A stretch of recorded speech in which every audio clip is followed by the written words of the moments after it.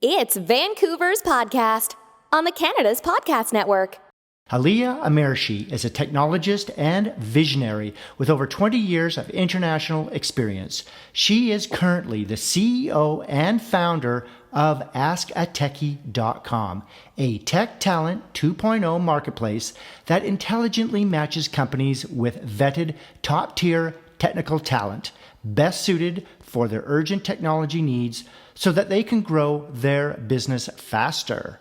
Since they launched in 2017, AskaTechie has bootstrapped their way to six figures in sales, and they were also selected to participate in the Canadian Technology Accelerator in Silicon Valley. Aliya is also a director at the Founder Institute in Vancouver. Well, Aliya, welcome to the show. Thanks for taking the time today to be here for all our listeners. Thanks so much, Robert, for having me. I'm super excited. Great. Okay, I want you to tell us a little bit more about yourself, where you're from, and give us the details on your current business. Yeah, absolutely. So a little bit about my story. I'm originally from Vancouver, but I've been living multiple places my whole life. So I started, coding back in the day when I was a kid, and this is like way before Google and Facebook days. I went on to do my degree in computer science at UBC and then worked as a software engineer, tech lead, and IT manager at places like Electronic Arts here in Vancouver, Codemasters in England, and Viacom Networks in New York. And then one of the last, mega projects I worked on in New York was called the Nick app, and we won an Emmy. And then I made my way back to Vancouver a couple years ago to pursue my passion of starting my own business, which is AskaTechie. And like you said, we intelligently match companies with vetted top-tier technical talent that's best suited for their urgent project needs so that they can grow faster. So basically, we're you could think of us as a full-service tech concierge that combines IT consulting with matchmaking and recruiting all in one. And right now, we're focused on the premium-grade technology services space, specifically blockchain, back-end development, AI, that sort of stuff. And then we are also introducing technology workshops for non-tech founders as a way to figure out what their technology needs are. And then that way we can better match them with the right talent to get their idea off the ground. Okay, now we know that you bootstrapped this company, but how are you currently making money in your business now?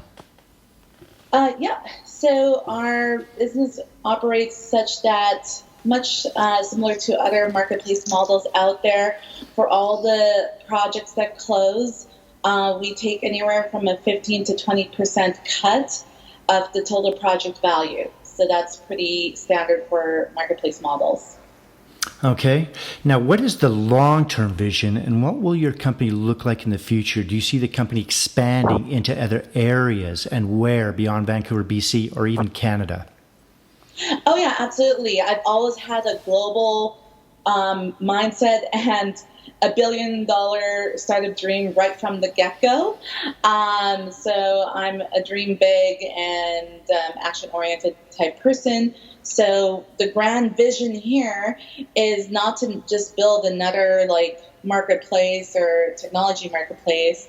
It's really actually to build an AI-powered marketplace engine that would be used to drive all marketplaces in multiple verticals. So not just tech, but like in legal or accounting or finance, that sort of stuff. Okay, well, we've learned a little bit about you and we've learned a little bit about your company, but we want to talk about Vancouver now. Sure. What are the biggest benefits for you and being an entrepreneur here in Vancouver, BC? I want you to give us some of the good points about starting a company here, but I also want you to give us some of the tough things or challenges for our listeners so they can keep an eye out for them. Yeah, absolutely. I compare Vancouver a lot to New York because I was in New York for almost 7 years, and that's a mega metropolis. So Vancouver is a great micro tech startup hub. It's an amazing place to kind of get your idea and business off the ground at a lower cost compared to New York. And it's a good way to just like test things out, train yourself, get the training you need on your business, see what works, what doesn't. And then from here, that's where you can then start maybe taking your business elsewhere. So that's the good thing. And then I guess on the maybe other side of things, again, comparing it to New York and the mentality there, is that people here think small, and I've always thought big, hence why, living there worked really well. So, when I talk about I want to build $1 billion business, I think that kind of shocks a lot of people, but that's okay. I like to be unconventional anyways. And also a lot of times people here in Vancouver are quite risk averse. They want to see proof and execution as opposed to just ideas and that sort of stuff. So that's maybe on the downside of things here in Vancouver. Okay, now we do some of our best work outside the office. Is there a place in the Lower Mainland close to where you live or work where you like to go recharge or get inspired with ideas or just think about your business? And does it change with the season considering all the rain we get here? Oh yeah, it is Vancouver, right? Yeah.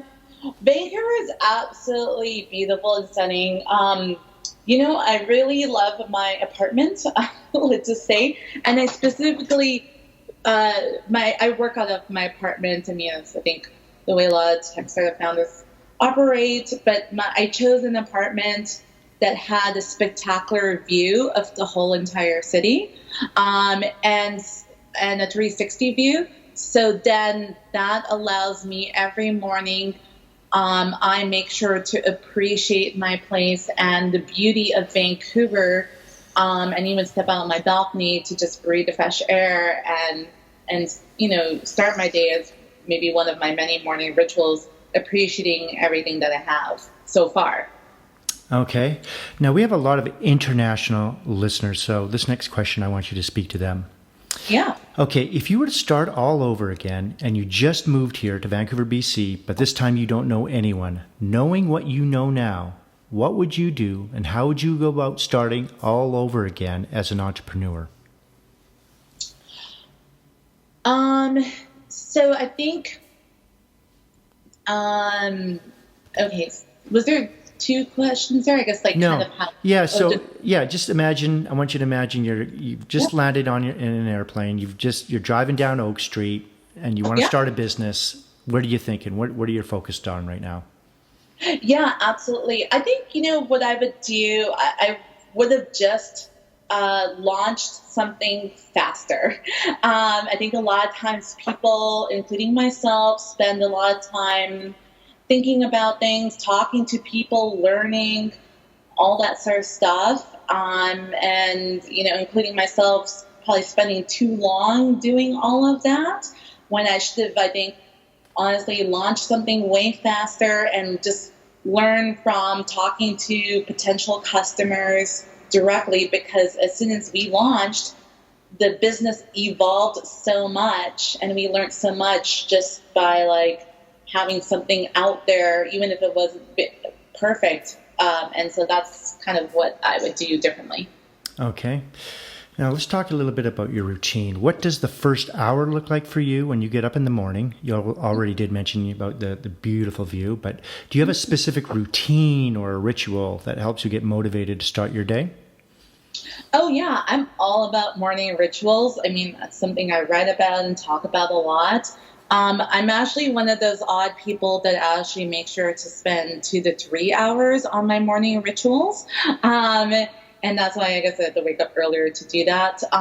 But one of the most important things beyond appreciation is meditation and meditating for 20 minutes. That is something that's really important to just get into the zone and to kind of take on the day, whatever may come my way. I call my mornings actually empowerment mornings, and I have like 20 rituals that I got to do. But I'll name the top like 3 or something like that. So I talked about meditation, appreciation. A couple other things that I love to do is having my bulletproof coffee. So I really got into that whole craze. That's a good way to kind of get a lot of like your energy and some nutrients in first thing in the morning. And then again, it's all about just, maximizing your energy right from the morning. So I do some yoga stretches as well. So all of those things are part of my daily morning rituals. Okay. Do you think entrepreneurs have to be weird or unique in a positive way, or are wired differently? Yeah, 100%. Steve Jobs always talked about it's the crazy ones that, will change the world. And I guess our entrepreneurs, because to be able to, it takes a really special type of person to be able to handle getting rejected continuously or maybe even daily.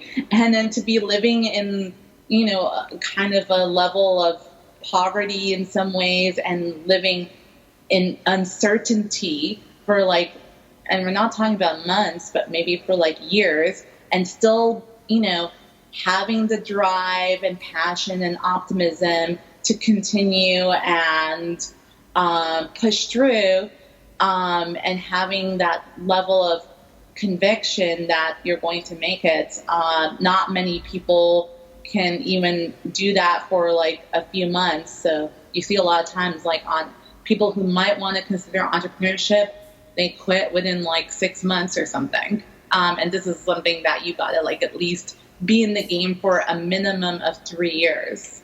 It's all about persistence, isn't it? Absolutely. Okay. What books are you reading now and why, or even audiobooks? And can you recommend any books for our listeners who are also aspiring entrepreneurs? Absolutely. So I really love audiobooks. Getting into audiobooks completely changed my life.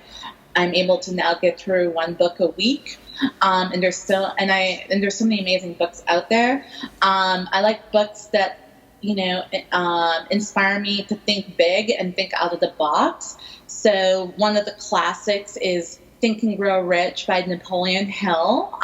That's I think a book every, entrepreneur that thinks big needs to read. Along with From Zero to One by Peter Thiel. That was an awesome book. And then David and Goliath by Malcolm Gladwell. So those are some of my favorite books for sure. Any online or offline tools that you like to use on a daily basis?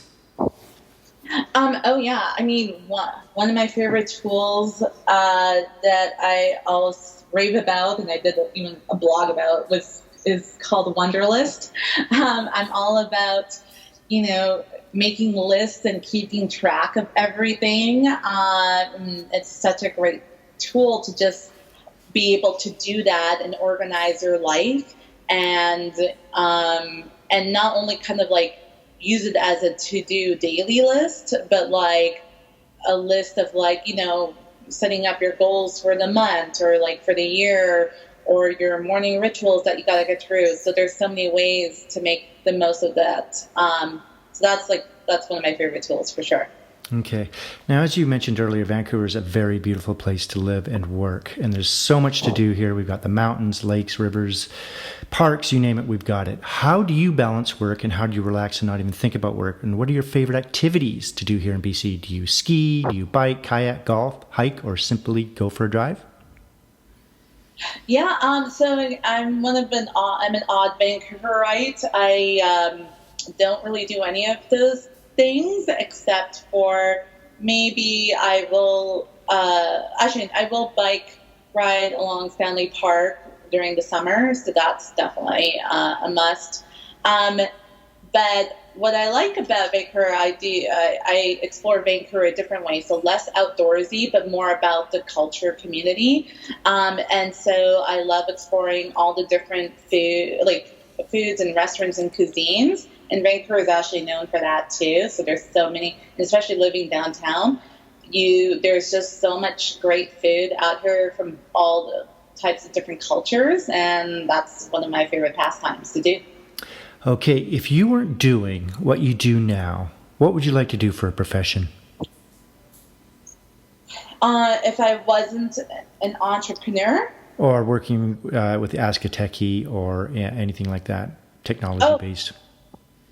Well, basically, I'm an entrepreneur at heart. And so if it wasn't AskaTechie, I literally had 20 business ideas. And I probably come up with a business idea like every week or something. So if it wasn't this idea, there's several other ideas I would be pursuing. And if it's not one of my own ideas, I would join another tech startup and help them build their idea, acting as maybe like a product owner and visionary and that sort of stuff, for sure. So if you're coming up with a lot of different business ideas, what do you do with them? Do you pass them on, or you put them into the archives? What do you do? Like, if you're coming up with so many ideas, what do you do with these? Like, obviously you don't want them to get away. So is there? Absolutely. Well, I put them on my wonder list, and then I go to GoDaddy.com or .ca or whatever, and I buy whatever .com for that business, because I do plan, once this first business, AskaTechie, is super successful and I sell it, I'm going to pursue one of these next businesses. So it is going to manifest sooner or later. So there's that. And then I guess, post AskaTechie, my goal is to also be a public speaker. So, I guess if I wasn't a business owner or entrepreneur, that's another thing I would be doing as well, kind of being like a Tony Robbins or something like that. What kind of a job would you not like to do? Couldn't do it? Anything. Well, I worked in the corporate world for so long, so yeah, I don't think I can work a corporate 9-to-5 job at a major enterprise. But so there's that, or just any job that doesn't require brain power to do. I just can't. I need something that is creative and challenges me intellectually and is mind stimulating. So yeah. Okay. In business, what is your favorite word, quote, or sentence that you like to use? So there's I have so many quotes. I got my quote list too. But two of my favorites is that so the first one is, pain is temporary, quitting lasts forever. And then the other one is, luck comes at the intersection of hard work and opportunity. Okay. What is your least favorite word or sentence you do not like to hear? Oh, let's see. Least favorites, people say, they'll just be I hate when people say that's not my job, or that's not my fault, or, something like that. Anything that revolves around not taking ownership for something, that is my least favorite. And playing that victim mentality also, that's what it would be. Okay, if you had to pick one or two words to describe yourself, what would it be and why? So visionary for sure, and passionate. So visionary, I think maybe just from our conversation, is that I just have so many ideas and dreams that I can't even contain myself. And so, and I've got, a grand vision for my own business. So there's that. And then, passionate, just because, passion / positive, let's put that together. Just because, I think most people who have gone through the amount of rejection I've gone through with my business would not have been able to survive. And so it requires a lot of passion and positivity to continue. And that's what people will always say to me all the time as well. So Yeah. Okay, so you have a thick skin. You're able to kind of persevere even though you've had the rejection and everything, which is really critical for an entrepreneur, right? Yes, for sure. Okay, what keeps you up at night, if anything? You know, I think, let's see, I'm one of those, like, again, odd folks that I'm actually able to sleep well at night now. I used to worry a lot before, but I think ever since I started meditating, and just kind of focusing on having optimal health, I just know that having a good sleep is so important. So if I am not able to sleep, it's only because I'm so excited about maybe a new idea or prospect or some big exciting meeting or event the next day. That it would be something positive, perhaps, that might keep me up because of the sheer excitement of it. But then luckily, because I've got so much adrenaline, because of that, I don't get tired the next day. So yeah, that's what it would be. Okay. I want you to give us the top 3 things on your inspired life list. This could be if you want to travel more, TEDx talk, philanthropy, write a book, anything like that? Oh, yeah, for sure. I guess it's given, but I'll just say it anyways, is to become a super successful billionaire startup founder, number 1. Number 2 is to be, like an empowerment speaker / public speaker / thought leader, like Tony Robbins, Oprah, Tim Ferriss, all of these awesome people out there, sharing their advice and inspiring others. And then number 3 would be to also be an angel investor myself. And I would, focus on helping other female tech startup founders get off the ground and just give them that support that they definitely need. And so, yeah, those would be the 3 goals of mine that I want to achieve. Okay, now do you have any advice that you may have received that you can pass on to entrepreneurs throughout BC? Yeah, so some of the advice is that, it's a combination of like maybe advice I've gotten from like mentors, advisors, from reading books, and from my own experience. So let's just say it's all from all of the above.